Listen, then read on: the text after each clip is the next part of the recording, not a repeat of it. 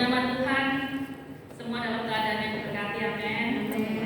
Terima kasih, saya sudah diberi kesempatan kembali untuk melayani di tempat ini, dan saya bersyukur saya bisa sehat dan baik-baik saja. Kita sama-sama belajar firman Tuhan hari ini. Saya beri tema jangan berhenti percaya. Lagu pujian yang terakhir menjadi peneguhan bagi saya, di mana khotbah saya hari ini itu sore ini khususnya benar-benar membawa kita masuk dalam hadirat Tuhan lebih lagi. Beberapa hari yang lalu saya berbincang-bincang dengan putri saya, dan saya bilang bahwa iman itu lahir jangan karena iman turunan. Maksud saya iman turunan itu adalah dikarenakan mami ini hamba Tuhan, secara otomatis kamu itu Kristen. Tetapi iman yang sesungguhnya itu adalah iman kita kepada Tuhan yang mengalami Tuhan secara pribadi. Jadi bukan karena mami ini hamba Tuhan terus kalian Kristen, ya wis lah, mami masuk surga, aku masuk surga.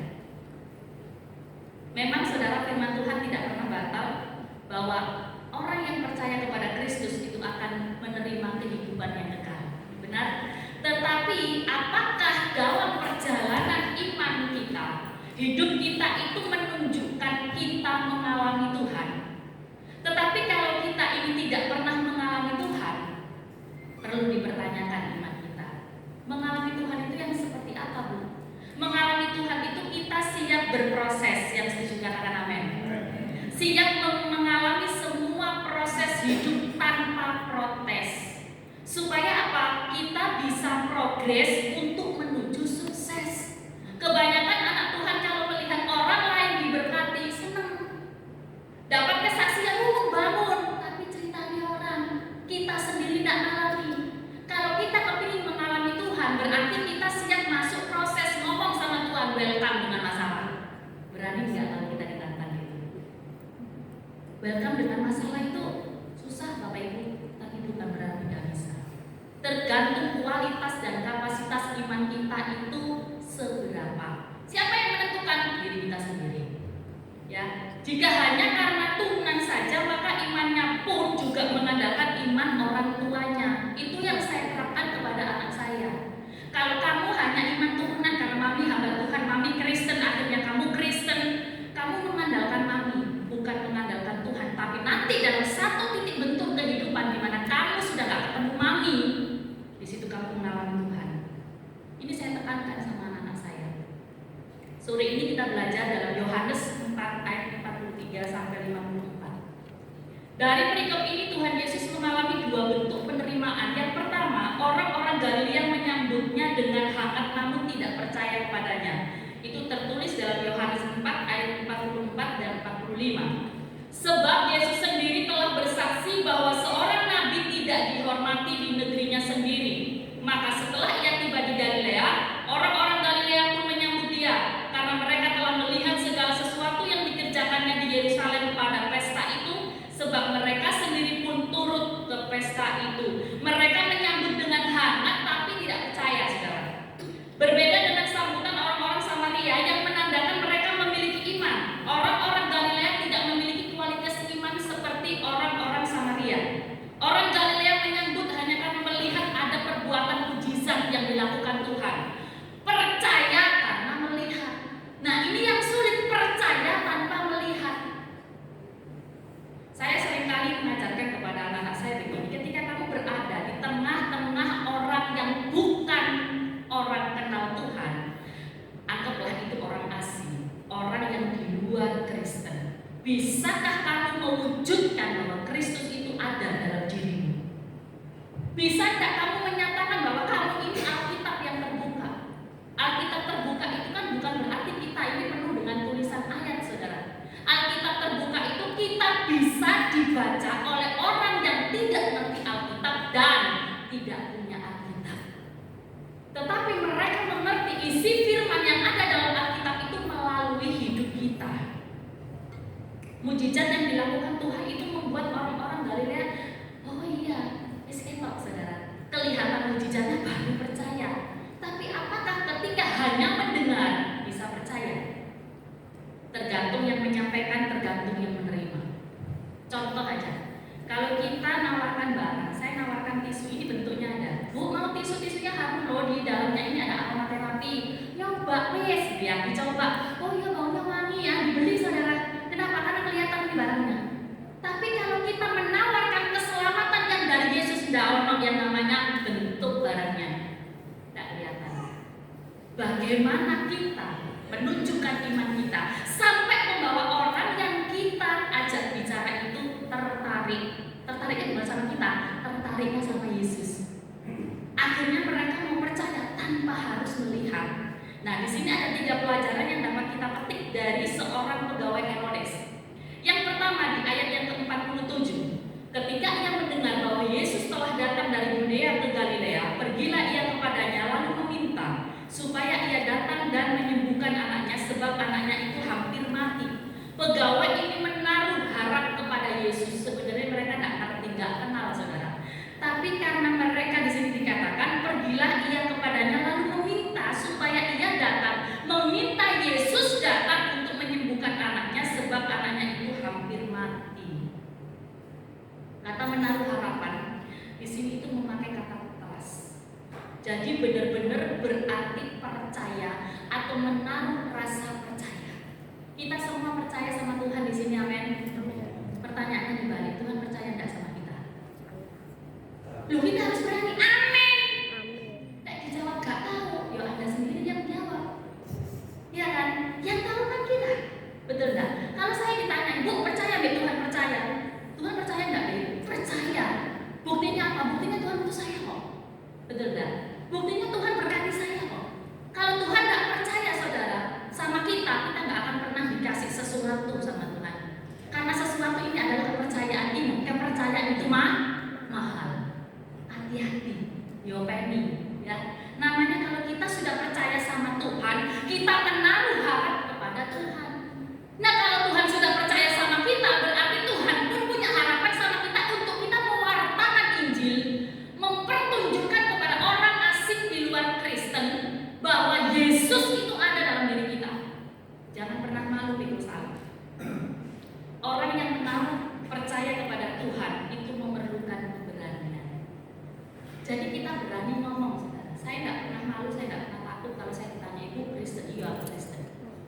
Orang tidak pernah percaya, aku tidak pernah melihat saya pendeta, tidak pernah melihat saya penginjil. Tapi di mana saja saya ngomong Injil tak sisipno, saudara. Mau ngomong jenis apa saja. Sampai kemarin saya itu makan di soto Semarang aja loh. Anak saya itu ngomong ini, Kak, mau nih malam ini makan di sini sih. Kalian bayar ini loh mati. Anak saya itu sudah nyalain AC, mobil sudah nyalain, sudah 15 menit lagi, sudah 15 menit lebih, mami nggak datang-datang. Begitu selesai saya kan cita-cita saudara.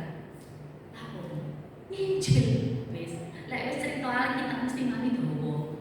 Gara-gara apa dia tanya kabar suami saya. Terus dia itu celetuk ngomong, Bu, waktu bapak gerah, waktu bapak sakit itu enggak dicoba untuk alternatif tak? Saya ngomong, Bu, saya itu enggak percaya alternatif. Loh bukan yang jenis-jenis yang lain. Mohon maaf ya Bu ya, saya itu enggak cocok atau saya tidak percaya sama orang pintar. Karena orang pintar di Indonesia itu minumnya kelali. Saya tidak percaya. Oh bukan itu maksudnya, aku ngomong kelak bahwa saya tidak percaya. Semuanya itu fokus sama Tuhan. Ya bukan berarti beriman terus tidak melakukan apa-apa saudara. Ini sudah ditangani 12 dokter spesialis penyakit dalam. Dari situ saudara saya masuk. Bu, saya pernah mati 2 jam, saya pernah gila 3 bulan, saya pernah tidak karu-karuan kalau sudah kesurupan suara mentu sing macam-macam. Nah, akhirnya saudara orang itu langsung terpukau. Loh iya tak Bu. Nah saudara, di situ gitu, elang bebis, sing lemes, kode kayak kawan bisu. Wah ini, coba ada aromaterapi, bau minyak kayu putih, disedot, pasti berkata. Ini saudara, lek sing ngomong Kak Peter, membuat tisu, ambil wangi, gak ono itu saudara. Kita menceritakan Yesus harus penuh ekspresi. Kenapa? Karena harapan kita kepada Kristus itu terwujud dengan apa? Rasa percaya kita. Bagaimana kita membuat orang lain percaya kepada Kristus dari kehidupan kita? Halo, kok menang saya ditanya? Bagaimana? Nah itu tergantung kita pribadi lepas pribadi. Yang siap katakan amin. Amin. Nah dari sini berarti kita secara serius berada di dalam Yesus, di mana kita menaruh harapan kepadanya dan memusatkan diri pada kemuliaan Allah di dalam segala ruang gerak kehidupan kita. Karena Allah lah yang menjadi penggerak tujuan hidup kita. Dalam Efesus 1 ayat 11-12, aku katakan di dalam Kristus, karena di dalam Dialah kami mendapat bagian yang dijanjikan. Kami yang dari semula ditentukan untuk menerima bagian itu sesuai dengan maksud Allah, yang di dalam segala sesuatu bekerja menurut keputusan kehendak-Nya, supaya kami yang sebelumnya telah menaruh harapan pada Kristus boleh menjadi puji-pujian bagi kemuliaan-Nya. Bapak Ibu, saya berharap waktu suami saya sakit terjadi mujizat dan suami saya sembuh. Jujur waktu April, mulai 1 April suami saya muntah darah dan sudah kolaps, nggak bisa apa-apa. Makan cuma 3 sendok sehari, terus 3 hari nggak makan, makan lagi 3 sendok teh, 2 hari nggak makan. Begitu selanjutnya sampai tanggal 12 April, net mulai nggak makan sampai 12 Mei. 13 Mei beliau meninggal. Ketika saya menerima WA dari Bapak Gembala untuk menjadwal suami saya di tanggal 9 Mei, saya sampaikan sama beliau, dijadwal sama Pak Rudi GBPS Karyasin tanggal berapa? Tanggal 9 Mei. Waktu itu masih April. Bapak WA saya. Suami saya jawab apa? Bilang Momi sama Pak Rudi minta maaf. Suruh cari hamba Tuhan lain, mumpung sih jauh. Ini Mei loh, itu maaf itu Maret waktu itu. Ini saya Maret masih ada rentang waktu nih, nggak bisa. 9 Mei itu kami sudah nggak bisa. Benar saudara, 9 Mei itu suami saya benar-benar nggak bisa bergerak, nggak bisa ngomong, nggak bisa minum. Sampai akhirnya tanggal 12 Mei malam lidahnya pendek. 13 Mei sore suami saya meninggal. Saya ingat sekali di mana saya menaruh harapan saya kepada Kristus untuk saya melihat mujizat suami saya sembuh. Ternyata mujizat yang saya lihat adalah kematian suami saya. Menurut saya itu juga mujizat. Kenapa? Suami saya sudah tidak sakit lagi dan suami saya ketemu Tuhan. Itu juga merupakan sebuah mujizat. Tapi berapa banyak dari kita yang melihat sebuah kematian adalah sesuatu yang menyakitkan, sebuah kematian adalah sesuatu yang menyedihkan. Lu berarti kemarin agak sedih, cari sopor saudara. Tetap yang namanya sedih, tetap kehilangan orang yang terkasih, yang sudah bertahun-tahun berteman, sudah bertahun-tahun hidup bersama, pelayanan berdua, makan bersama, sik mantel-mantelan, sik jalil-jalilan, terus tiba-tiba diambil sama Tuhan. Ketika suami saya menghembuskan nafas terakhir di depan saya langsung lupakan tangan atas kepalanya. Tuhan, aku serahkan suamiku, berangkatlah dengan sukacita alami, karena beribu-ribu malaikat di surga menyambut kami. Saya ngomong itu bukan tergelak saya cerita sekarang, tetapi semua harapan saya tidak pernah sirna. Itu hal yang pertama yang perlu kita pelajari sore ini. Hal yang kedua, di ayat yang ke-48 sampai 50. Maka kata Yesus kepadanya, jika kamu tidak melihat tanda dan mujizat, kamu tidak percaya.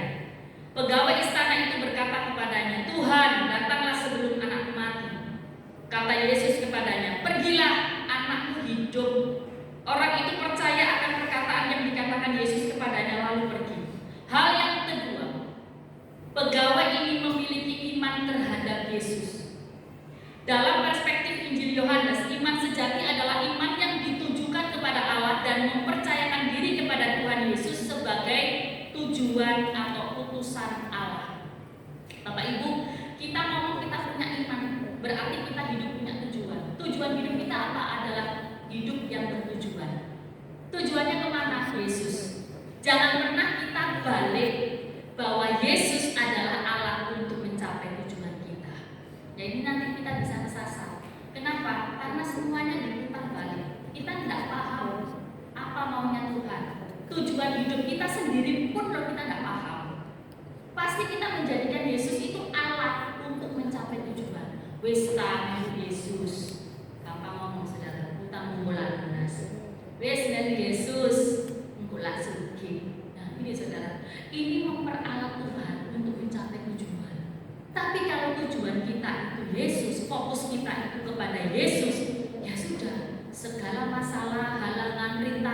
cobaan, tekanan, jejer saudara. Tapi kita bisa melewati satu persatu. Kalau kita melihat sebuah halangan di jalan, mungkin saya berjalan ini sudah nggak ada jalan, ini sudah nggak ada jalan, tertutup di sini ada mimbar. Bagaimana cara saya untuk saya keluar ke sana? Wah, colok Bu. Itu mungkin salah satu cara. Tapi ingat, ketika kita tidak selesaikan ini sampai pada tempatnya saudara, masalah ini benar-benar tidak selesai, tapi kita hanya menganggap selesai dengan lompat lah di belakang. Saya bisa jalan, ingat di depan kita masalahnya lebih besar. Kenapa? Satu masalah kita nggak lulus, remedi di depan ini menyita waktu. Yang dimana seharusnya kita sampai garis finish, kita masih tertimbun masalah. Iman kita harus sampai satu kata, yaitu sejati. Iman sejati itu tidak menuntut tanda. Makanya di situ dikatakan bahwa pegawai istana itu berkata, Tuhan datanglah sebelum anakku mati. Dia tak minta tanda saudara. Jika kamu tidak melihat tanda dan mujizat, kamu tidak percaya. Makanya pegawai ini berkata bahwa datanglah sebelum anakku mati. Tuhan tinggal ngomong, pergilah anakmu hidup. Karena apa? Tuhan berkuasa saudara. Ini iman pegawai ini.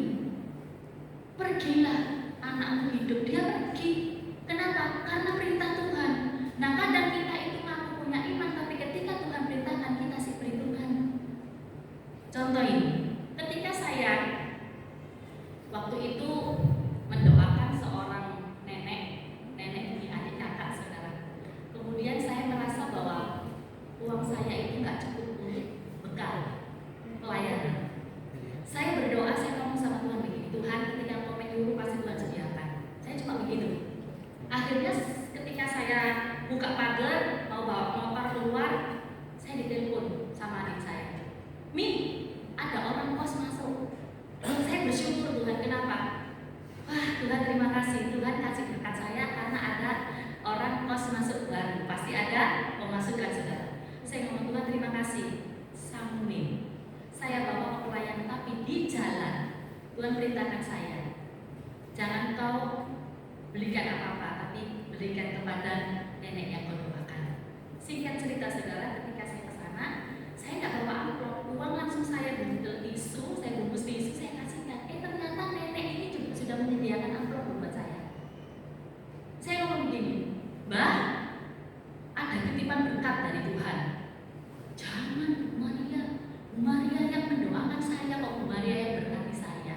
Ini Bu, kami sudah persiapan berkat untuk Ibu. Ya wes Bu, saya terima berkatnya Ibu. Ini terima berkat dari Tuhan. Saudara, ketika saya pulang, saya minggir di pom bensin, saya masuk saudara. Karena apa? Saya takut ban saya kempes. Paling tidak lah saya itu harus pegang uang 5.000 untuk pompa ban. Jaga-jaga. Ketika saya masuk, saya buka saudara, saya menangis di kamar mandi. Kenapa? Nenek ini memberi mungkin itu semua yang dia punya. Kalau kita lihat nominalnya, itu rasanya kayak gak berarti sekali, nggak ada apa-apanya kayak itu SPKI saudara. Tetapi ketulusan hatinya itu mengajarkan kepada saya, ketika Tuhan perintahkan hanya ketaatan tidak usah tanda, percaya budal saudara, dicukupkan. Ternyata saya dapat kabar lagi, Bu, saya sudah transfer untuk keperluan pelayanan misi yang aku kerjakan. Semua tanpa perhitungan. Tuhan perintahkan. Ini dikatakan dia punya satu kerinduan bahwa Tuhan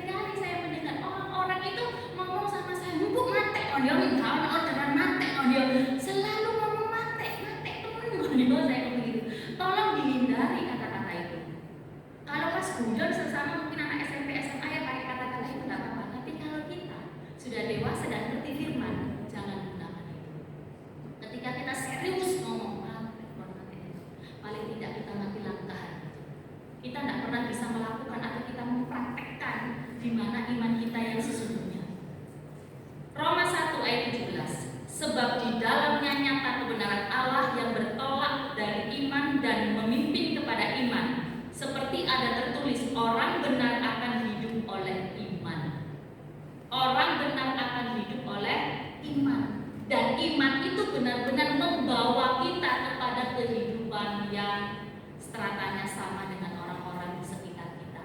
Artinya apa Bapak Ibu? Dengan beriman kita nggak mungkin dipermalukan. Justru kita dipakai untuk mempermuliakan nama Tuhan. Itu hal yang kedua. Hal yang ketiga, di dalam Yohanes 4 ayat 51 sampai 53. Ketika ia masih di tengah jalan, hamba-hambanya telah datang kepadanya dengan kabar bahwa anaknya hidup. Baru saja di tengah jalan, dia sudah mendapat kabar bahwa anaknya hidup. Ia bertanya kepada mereka, pukul berapa anak itu mulai sembuh? Jawab mereka, kemarin siang pukul 1 demamnya hilang. Maka teringatlah ayahnya itu bahwa pada saat itulah Yesus berkata kepadanya, anakmu hidup. Lalu ia pun percaya, ia dan seluruh keluarganya. Hal yang ketiga, pegawai ini berjalan dengan imannya. Selain dia itu memiliki iman, imannya itu dijalankan. Kita beriman, Tuhan tolong, tapi kita tidak pernah mau bergerak mengambil bagian kita, saudara. Iman kita mati. Iman tanpa tindakan adalah mati. Kita mau beriman, Tuhan aku hari ini diberkati Tuhan. Mari doa dulu, saudara. Kalau kita, Tuhan aku percaya diberkati, yes, ambil berkat itu. Sebelum diambil sama yang lain. Apakah yang membutuhkan berkat hanya kita? Tidak, Bapak Ibu. Seluruh dunia membutuhkan berkat. Disik-disikan bicara. Siapa yang dulu, siapa yang cepat, dia dapat. Artinya ketika kita, Tuhan tidak pernah kehabisan berkat. Siapapun yang mengambil pasti dapat. Yang saya juga katakan itu. Kita tersungkur di hadapan Tuhan. Kita mengikuti apa yang menjadi iman kita. Kita mengambil bagian untuk melakukan tindakan iman kita. Semuanya itu akan membawa kita lebih kenal sama Tuhan. Makanya jangan pernah berhenti percaya. Seperti pujian tadi, sekali Yesus tetap Yesus. Saya ingat ketika saya dalam kondisi hilang ingatan, saya mengucapkan kata-kata itu karena ibu saya memaksa saya untuk pergi ke suatu tempat di mana itu yang bertentangan dengan iman Kristen. Saya disuruh nginep di situ 3 bulan supaya saya sembuh. Dalam situasi atau kondisi yang saya ini tidak normal, saya katakan sekali Yesus sampai mati saya Yesus. Saya dikata-katain saudara sama ibu saya diusir, loh saya pergi. Saya sampai ditanya begini, apa sih yang Yesus? Saya katakan saya menerima kekekalan. Dikekalan. Kamu itu terbentur, yang kamu teriak Yesus, mana Yesus datang? Saya digituin loh saudara. Saya ngomong hanya ibu aja, hanya sampai aja nggak dalam Yesus datang. Aku melihat Yesus datang. Buktinya semua barang najis yang ada dalam tubuhku dikeluarkan sama tubuh. Itu tandanya Yesus datang. Kenapa Anda tidak melihat ketika Yesus datang? Karena Anda tidak punya iman kepada Yesus. Aku punya iman kok. Saya ngomong gitu loh saudara. Padahal saya ini tidak sadar. Padahal saya dalam kondisi hilang ingatan itu. Saya dirawat di rumah sakit Surabaya kurang lebih 2-3 bulan. Tetapi dari sini saya belajar. Ternyata iman yang dilakukan, iman yang dijalankan, iman yang kita terus bertindak, itu membuahkan hasil.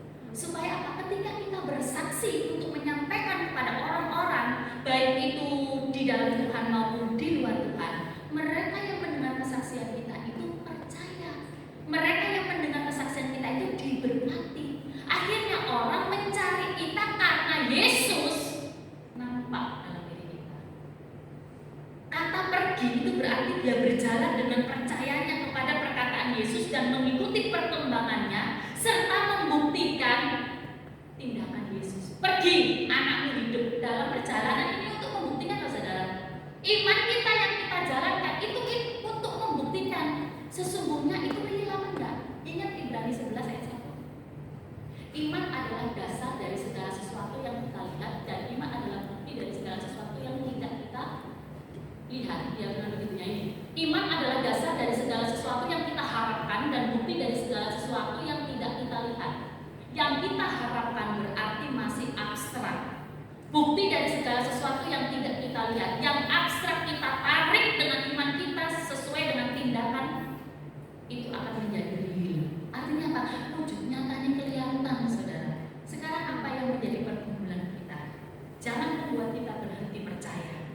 Kadang-kadang kita itu menerima apa yang kita minta, tetapi kita tidak menyadarinya. Yang paling jarang disadari itu apa? Kita bangun tidur sehat. Saya tempo hari bangun tidur, saudara, bentuk lemari. Saya tuh kok geliang-geliang. Saya mau berdiri takut jatuh. Mau saya tensi, tekanan darah saya itu berapa? Ternyata normal, saudara. Anak saya punya inisiatif. Mi, cek gula. Gula saya rendah, saudara, cuma 70. Kemudian cek kolesterol. Kolesterol di bawah standar. Cek asam urat di bawah standar. Anak saya bisnis makan enak tuh, makan bebek, makan durian, seperti itu. Kenapa? Karena semuanya kurang. Lagi dengan anak saya dicubes, saudara, kolesterolnya turun. Ini saya tua aku kowe saya gitu. Tapi dari sini, saudara, saya itu menyadari bangun tidur sehat, iso nafas, nggak ngelihat itu mujizat. Amin. Kita tidur nggak sadar, orang bangun tidur tiba-tiba nggak ada. Orang bangun tidur tiba-tiba petrol. Orang bangun tidur tiba-tiba ngejam. Itu banyak terjadi. Nah ini loh, kita sudah menerima kesehatan itu, tapi kita tidak pernah sadari bahwa itu sudah kita terima. Kenapa? Iyalah, aku rajin olahraga, aku rajin minum vitamin, aku rajin makan makanan sehat. Sampai sekarang aku melok puasa 16 jam. Nanti sisanya baru boleh makan. Ya tidak, dulu pelayanan beda maneh, saudara. Ini kayak karang dewe ya. Mau konsisten, konsisten peraturan yang dibuat sendiri saja lo susah. Nah orang seperti ini gak akan pernah konsisten dengan firman Tuhan lo. Kalau untuk peraturan ya wes aku 16 jam puasa, setelah itu aku makan bebas gitu ya.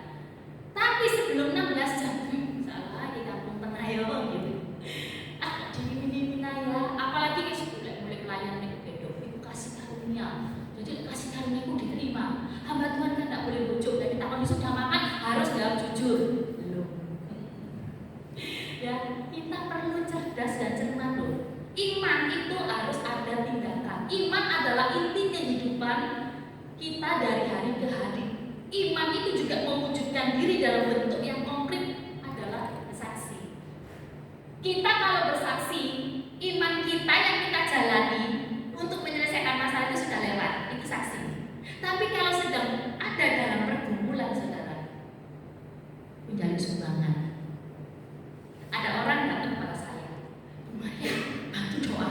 Saya dikasih kertas, saudara, folio. Anak-anak habis saya, wih, makanya gitu.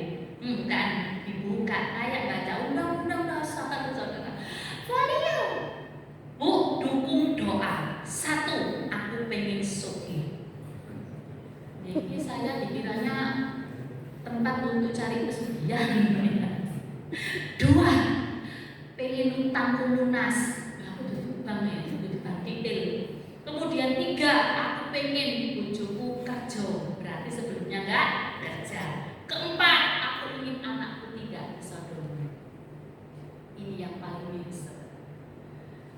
5, aku pengen sok bayar kontrakan. Ini semua hubungannya dengan duit.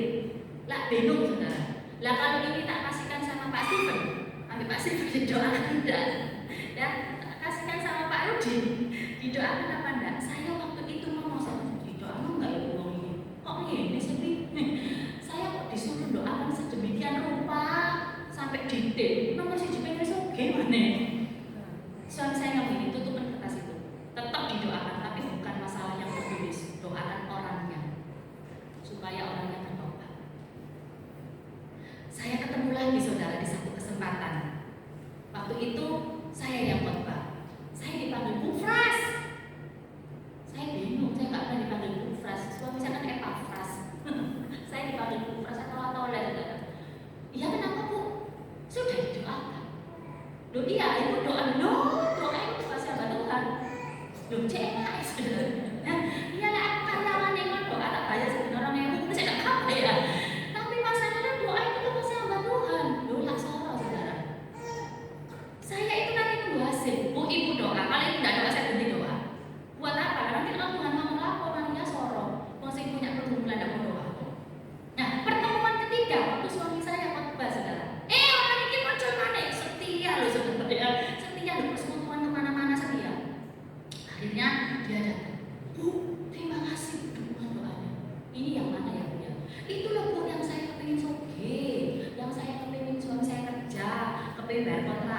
tanggal lunas, ini kabeh saudara sing dicatat aku sekali. Terus saudara, gimana Bu? Kan waktu yang kedua Ibu bilang saya harus berdoa. Iya, karena dukungan doa dari Bapak dan Ibu. Satu Bu, meskipun saya tidak kaya, saya tidak kelaparan. Ada perubahan? Ada. Saya tidak ada mau ngajak masalah ini. Kemudian yang kedua, saya kepengen bayar kontrakan. Bisa Bu, meskipun nggak kontrak sekarang saya ngekos tapi tiap bulan rutin. Kalau kontrakan tahunan mahal. Oh ya, masih penting orang tempat tinggal kan Bu, ada. Kemudian yang ketiga Bu, suami saya kerja Bu, meskipun rokok asem. Sehari kerja, dua hari nggak kerja, sehari kerja, seminggu prei, saudara. Tapi paling nggak kerja, berarti sudah ada perubahan. Terus, yang keempat, supaya utang saya lunas. Belum lunas Bu, tapi bisa cicil separuh. Loh saudara, saya senang. Terus yang terakhir, anak saya sudah tidak disodomi. Ini suatu hal di mana iman kita dilakukan dengan tindakan. Kita minta dukungan doa dari hamba-hamba Tuhan, tidak salah. Tapi kita berdoa, ojo nek numpang doa. Saya pernah dengar satu potong ini. Saya saudara menulis semua orang-orang yang minta doa dalam buku saya. Ini hamba Tuhan semua. Saya kalau berdoa, Tuhan, ini semua nama orang-orang yang punya pergumulan di buku di sini juga, saudara. Ya, bukunya yang ditaruh di atas kepalanya. Ini semua orang-orang yang punya pergumulan. Tuhan tahu dan kenal mereka. Sekarang saya mengilustrasikan. Saya cuci baju. Saya masukkan sarung. Semua baju kotor saya masukkan sarung. Tak delep-delep saudara di sungai. Kira-kira menurut Anda bersih tidak? Tak bersih. Bersih itu harus dibuka, satu diucek, dibilas, dijemur. Diucek lagi, dibilas, dijemur. Kalau satu-satu ini orang tidak doakan, itu juga pergumulan yang berdoa kondisi tidak ada siji, Mas saudara. Ya, ayo kita semua punya cara loh. Mungkin iman saya tidak sama dengan iman Ibu yang ngomong bahwa semua pergumulan di sini. Iman saya tidak sama dengan iman beliau. Tapi paling tidak beliau sudah mengambil bagian untuk mendoakan. Sekarang bagaimana dengan kita? Dari 3 pelajaran ini, saat kita menaruh harap kepada Tuhan, kita harus membuktikan dengan iman yang dijalankan, iman yang dilakukan. Jangan tunggu mujizat baru percaya, karena kepercayaan kita yang akan mendatangkan mujizat. Amin, Bapak Ibu Saudara. Kita perlu renungkan, iman yang besar itu ketika kita ngomong bahwa gunung pindah, itu iman yang besar. Tetapi iman yang benar, tetap beriman meskipun gunung itu tetap ada, saudara. Karena Tuhan punya waktu, Tuhan punya kairos. Saya minta pemain musik dan beda. Kalau kita memiliki iman yang besar, luar biasa, tapi harus digandeng dengan iman yang benar. Supaya apa? Supaya kita tidak kecewa. Jadi berjalanlah dengan iman kita, bukan dengan penglihatan saja. Amin. Firman Tuhan sampai di sini kiranya boleh menjadi berkat bagi kita semua. Kita naikkan pujian lagu terakhir sekali.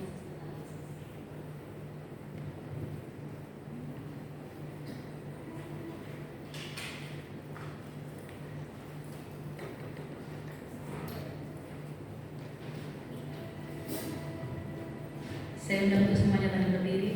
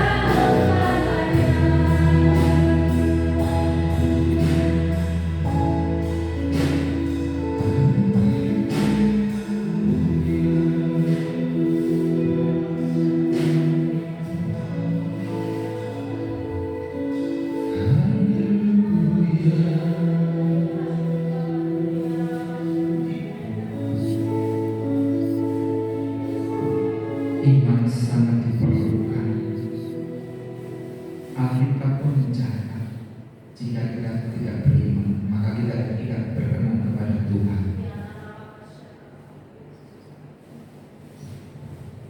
Apapun keadaan kami hari ini, apapun kesulitan kami hari ini, apapun pergumulan kami hari ini, ajarkan kami Tuhan melalui kebenaran firman ini, kembalikan iman kami dibangkitkan, iman kami diteguhkan, bukan seperti Thomas menunggu melihat mujizat dulu baru percaya, tapi Engkau mengajarkan buat setiap kami pada kebenaran firman Tuhan pada malam hari ini. Percayalah dulu kepadaku, lakukan bagian kita, percaya kepada Tuhan, maka Tuhan akan melakukan bagiannya buat kita semua. Memang gak gampang, tapi kalau kita mau belajar,